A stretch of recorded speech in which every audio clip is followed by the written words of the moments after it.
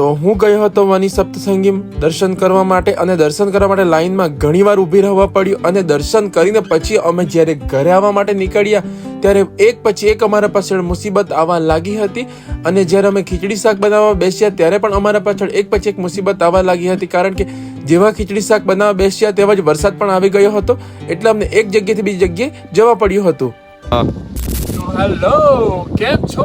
ફરી એકવાર મારા નવા વિડીયોમાં તમારું સ્વાગત છે. અને આજે હું આવેલો છું વની સપ્તશૃંગી, અને અહીંયાના રસ્તાના નજારાઓ તમે જોઈ શકો છો જે કેટલા સુંદર લાગી રહ્યા છે. અહીંયાના નજારાઓ જોઈ શકો છો, અહીંયા કેટલા જોરદાર નજારાઓ અમને જોવા મળી રહ્યા છે, અને ચારો તરફ અહીંયા ધુમ્મસ જ જોવા મળી રહી છે અમને. અહીંયાનું વાતાવરણ આજે એક નંબર લાગી રહ્યું છે. તો હવે અમે અહીંયાથી હવે ઉપર જવાના છે, અને હું પહેલી વાર આવ્યો છું વની, એટલે હું થોડો એક્સાઇટેડ પણ છું કે અહીંયાનું કેવું હશે વાતાવરણ ઉપર. હજુ અહીંયા તો એટલું જોરદાર વાતાવરણ જોવા મળ્યું છે રસ્તામાં જ, પણ હવે હજી એનાથી ઉપર હજુ વાતાવરણ કેવું હશે તે જોઈએ. તો ચાલો. અહીંયા ધુમ્મસનું પ્રમાણ એટલું બધું હતું કે અગાડીથી કોઈ વાહન આવતું હોય એ પણ આપણને નથી દેખાતું, કારણ કે ધુમ્મસ જ એટલી બધી અહીંયા હતી, જેના કારણે આજુબાજુનો નજારો પણ ખૂબ જ જોવાલાયક એવો થઈ ગયો હતો, એ તમે જોઈ શકો છો. અને હવે અમે ફાઇનલી પહોંચી જ ગયા છે એ એરિયામાં જ્યાં કાર પાર્કિંગ કરવામાં આવે છે. તો હેલો, અમે અહીંયા અમારી કાર પાર્કિંગ કરી દીધી છે, અને અહીં બીજી પણ કાર અમારી અહીંયા પાર્કિંગ થઈ ગઈ છે, અને અમારા બીજા દોસ્તો અહીંયા ઊભેલા છે, અને બીજા હજુ કપડાં ચેન્જ કરે છે અહીંયા. તો હવે વરસાદ અહીંયા ખુલી ગયો છે, તો અમે હવે નીકળી ગયા છે દર્શન કરવા માટે, અને મારા મિત્રો પણ જઈ રહ્યા છે આગળ. હું તમને બતાવું અત્યારે આ બધા જઈ રહ્યા છે મારા મિત્રો, અને થોડા મારા મિત્રો પછાડી રહી ગયા છે. એ શું કરે મને નથી ખબર, પણ અમે હવે જવાનું શરૂ કરી દીધું છે. અમે અહીંયા એવા સમયે આવ્યા કે અહીંયાનું વાતાવરણ જોવો કેટલું જોરદાર લાગે છે. આ જો બધાને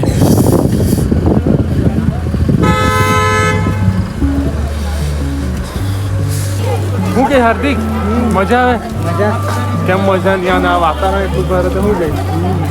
હા, મંથન આ બીજા બધા.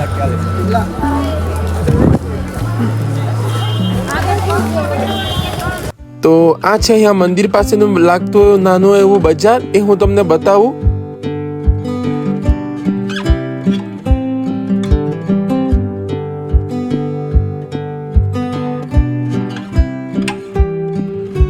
પછી અહીંયાથી અમે દર્શન કરવા માટેની સામગ્રી લઈને અહીંયાથી ઉપર દર્શન કરવા માટે નીકળી ગયા અમે.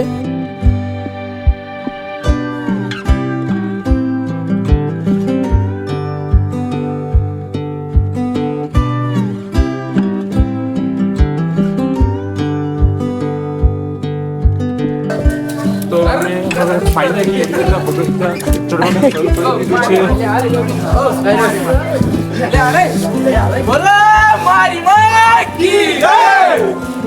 અમે જેમ જેમ ઉપર ચડતા ગયા તેમ તેમ અહીંની સુંદરતા વધતી ગઈ હતી, કારણ કે અહીંયા ધુમ્મસનું પ્રમાણ પણ વધુ જોવા મળતું હતું જેમ અમે ઉપર જતા હતા તેમ. बाकी सब तो चले गए, हम दोनों रह गए, क्योंकि हम दोनों गए थे, इसलिए देखिए बहुत ज़्यादा सीढ़ियाँ चढ़ना बाकी हमारे. અહીંયા સીડી ચડવાનું એકદમ સીધું હતું, એટલે થાક બહુ જ જલ્દી લાગી જતી હતી બધાને.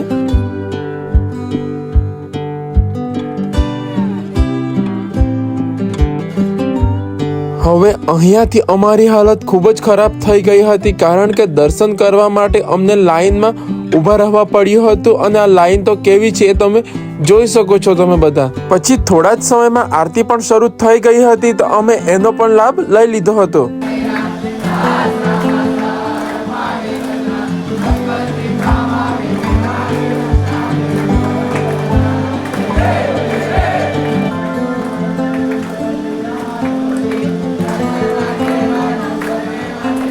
પછી અમે લાઈનમાં ઊભેલા જ હતા કે ત્યાં થોડા અમને વાંદરાઓ પણ જોવા મળી ગયા. અમે 2 કલાક જેટલા સમયથી અહીંયા આવી લાઈનમાં ઊભેલા છે, અને અહીંયા આવી લાઈનમાં ઊભા રહીને અમારી હાલત ખરાબ થઈ ગઈ હતી, કારણ કે અહીંયાથી હલવું પણ ખૂબ જ મુશ્કેલ હતું. પછી થોડી વારમાં જ અમારાથી જે મિત્રો છૂટા પડી ગયા હતા તે અમને બીજી લાઈનમાં જોવા મળી ગયા.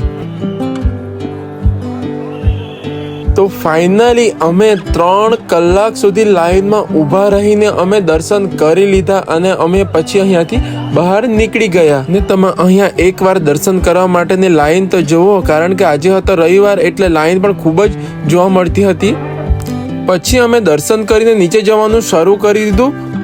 હું જ્યારે અહીંયાથી સીડી ઉતરતો હતો ત્યારે અહીંયાથી નજારો કેવો જોવા મળ્યો એ તમે જુઓ. લાગે છે ને મસ્ત એકદમ.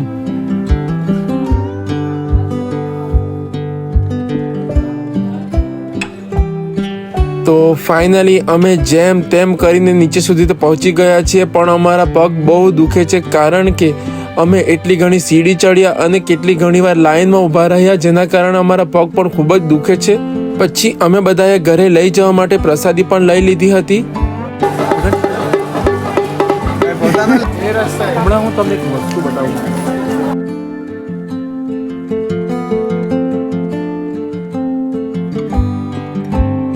પછી અહીંયાથી અમે બધા જ્યાં અમારી કાર પાર્કિંગ કરેલી હતી ત્યાં જવા માટે બધા અમે નીકળી ગયા. પછી પહોંચીને અમે જે કંઈ પણ વસ્તુ લીધી હતી તે બધી અમે 4-વ્હીલમાં મૂકી દીધી. પછી વનીથી અમે નીકળી ગયા સાપુતારા જવા માટે અને રસ્તાઓમાં જે નજારાઓ જોવા મળ્યા એ તમે જોઈ લેવો કેવા દેખાય છે.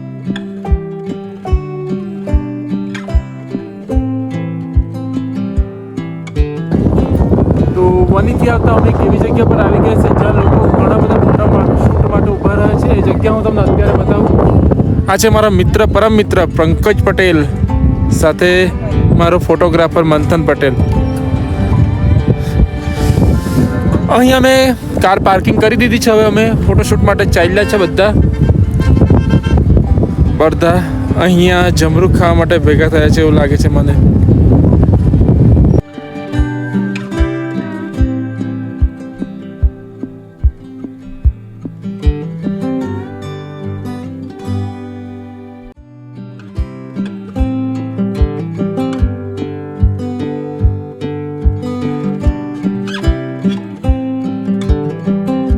હવે તમે એ જુઓ કે આ વાંદરાઓ અહીંયા બેસીને શું કરે છે એ.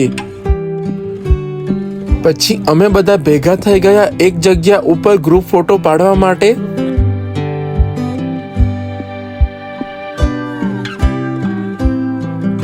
પછી અહીંયાથી અમે નીકળી ગયા સાપુતારા જવા માટે અને સાપુતારા જઈને પછી અમારી હાલત એવી થઈ કે તમને શું વાત કરું. ચાલો એ તમને હું વિડીયોમાં જ બતાવું. અમે જેવા સાપુતારા પહોંચ્યા ત્યાં જઈને જોયું તો ત્યાં 4-વ્હીલ પાર્કિંગ કરવા માટે જગ્યા પણ નથી અને પબ્લિક પણ એટલી ઘણી હતી કે અમને ત્યાં કંઈ ઠીક જેવું નથી લાગતા. અમે આગળ જ નીકળી ગયા ડાંગ તરફ જવા માટે. પછી અમને બધાને લાગેલી હતી ભૂખ એટલે અમે બધા મળીને ખીચડી શાક બનાવવા માટે બેસી ગયા.